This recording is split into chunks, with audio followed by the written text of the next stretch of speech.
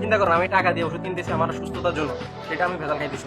ওই লিমিটেশনের বাইরে যখন আপনি ডিসকাউন্ট চাইবেন তখন কিন্তু দোকানদার হচ্ছে অসৎ উপায় অবলম্বন করবে। হয় আপনাকে কম দিবে, নয়তো হচ্ছে মানহীন ওষুধ দিবে, নয়তো এক্সপায়ার ওষুধ দিবে, নয়তো হচ্ছে 2 নম্বর ওষুধ দিবে।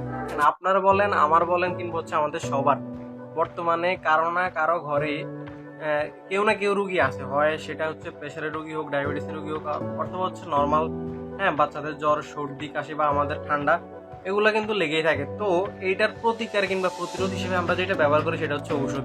তো এই ওষুধই যদি হচ্ছে হয় ভেজাল, সেক্ষেত্রে হচ্ছে আপনি আমি সুস্থ হওয়ার জায়গায় আরো বেশি অসুস্থ হয়ে পড়ার ঝুঁকি থাকে বেশি। চিন্তা করেন, আমি টাকা দিয়ে ওষুধ কিনতেছি আমার সুস্থতার জন্য, সেটা আমি ভেজাল খাইতেছি। বিষয়টা কেমন? তো এই ভেজাল ওষুধ আসলে চেনাটা এত সহজ না। বিশেষ করে আমরা যারা এই প্রফেশনে আছে তারা অনেক সময় হিমশিম খেয়ে যায় হচ্ছে এই ভেজাল ওষুধ চেনার ক্ষেত্রে। তো আজকে হচ্ছে সাধারণত যেই টিপসগুলো বা যেই উপায়গুলো বলবো, যে খুবই সাধারণ, যেটার মাধ্যমে হচ্ছে আপনি চাইলে হচ্ছে সেই ওষুধগুলো ভেজাল কিনা বা হচ্ছে মানহীন কিনা সেটা সহজে বুঝতে পারেন। প্রথমে হচ্ছে যেটা সেম টু সেম, আমি স্ক্রিনে দুই তিনটা ছবি দিয়ে দেবো, দেখতে অনেকটা একই রকম, সেক্ষেত্রে দেখা যায় যে মানের পরিবর্তন থাকে, দামেরও পরিবর্তন থাকে, হচ্ছে সামান্য কিছু ডিস্টেন্স থাকে, হয়তো একটা অক্ষর বা হচ্ছে একটা ওয়ার্ড থাকে এরকম। তো দেখতে একই রকম কিন্তু হচ্ছে ওষুধটা ভিন্ন বা ভিন্ন কোম্পানির, এবং হচ্ছে আমরা এই দাম কম হওয়ার কারণে সেটা নিয়ে নেই, কিন্তু আসলে জিনিসটা অ্যাকুরেট কিনা বা হচ্ছে অ্যাকচুয়াল কোম্পানির কিনা সেটা আসলে যাচাই করি না বা ঠিক মতো দেখি না। নাম্বার 1 গেল।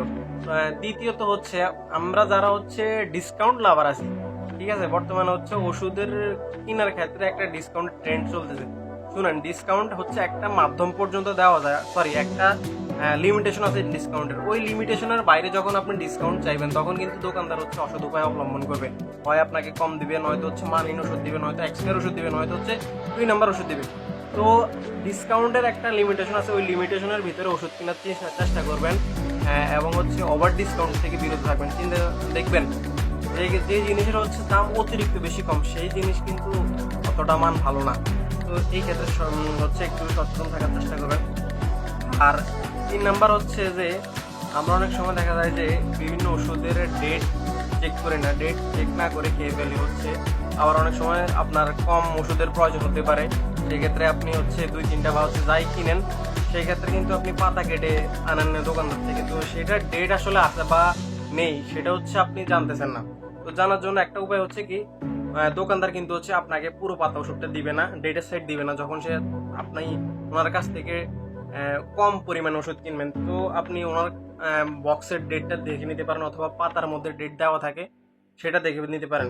আসলে 4 নাম্বার এবং হচ্ছে লাস্ট যে হচ্ছে উপায়টা হচ্ছে ভেজাল ওষুধ চেনার, সেইটা আসলে উপায় বলা চলে না, একরকম হচ্ছে সচেতনতা বা হচ্ছে তো বিশ্বাস কারো উপরে রাখা বলা চলে।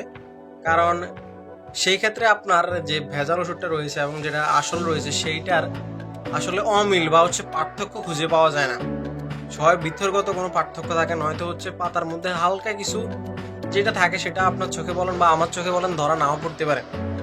তো সেই ক্ষেত্রে আসলে চেষ্টা করবেন যে হচ্ছে ভালো মন মানসিকতার যে মানুষ আছে ওনার কাছ থেকে হচ্ছে ওষুধটা নেওয়ার।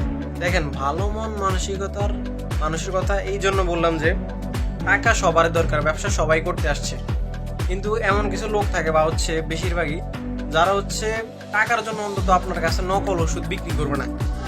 থাকে না এরকম কিছু লোকের প্রতি আত্মবিশ্বাস থাকে না, সেই ধরনের লোক থেকে আসলে নেওয়ার চেষ্টা করবেন।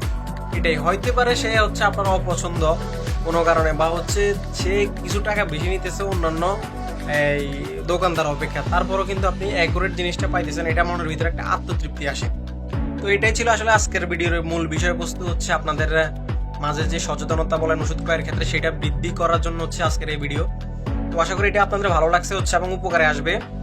তো সেটার জন্য আমাকে হচ্ছে ইন্সপিরেশন বা বলেন বা মোটিভেশন বলেন, সেটা দেওয়ার জন্য অবশ্যই হচ্ছে সাবস্ক্রাইব করবেন এবং হচ্ছে এটা লাইক করবেন। আর হচ্ছে আপনার ব্যক্তিগত মতামত বা হচ্ছে পরামর্শ যদি কিছু থাকে সেটা অবশ্যই কমেন্টে লিখবেন। তো ধন্যবাদ এতক্ষণ পর্যন্ত অপূর্ব এক্সপ্লোরেশনের সাথে থাকার জন্য, ধন্যবাদ।